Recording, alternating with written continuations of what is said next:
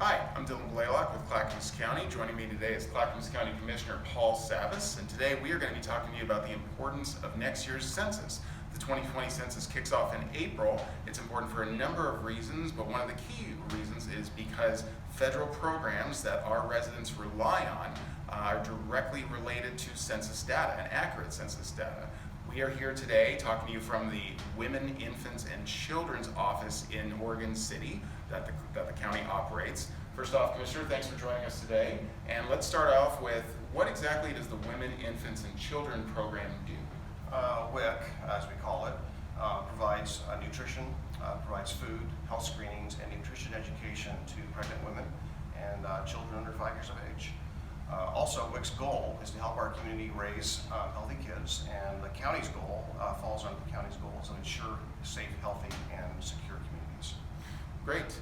And so, what does it mean if we don't have an accurate census count for these federal programs? How does the WIC budget relate to census data? Well, it's just less dollars.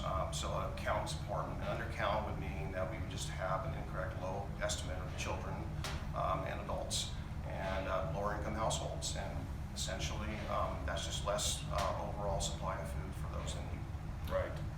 And that's important because while WIC helps breastfeeding women and, of course, their children, the census has a real problem with counting kids. In the last census in 2010, there were 1 million children 5 and under who weren't counted.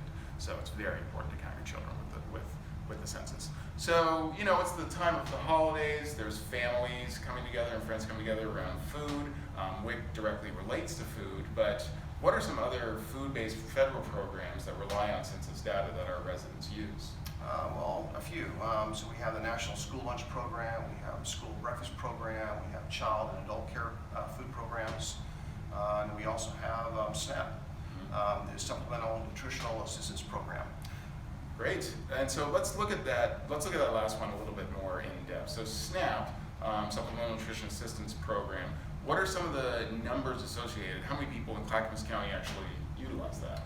Well, first of all, what it does do is it provides resources for purchasing of food, and that's about $1 billion federally at SNAP every year. 38,000 Clackamas County residents use SNAP, and they spend about $4.5 million monthly in the local area. 6,000 of those people are over 60, and 3,500 are children under 5 years of age.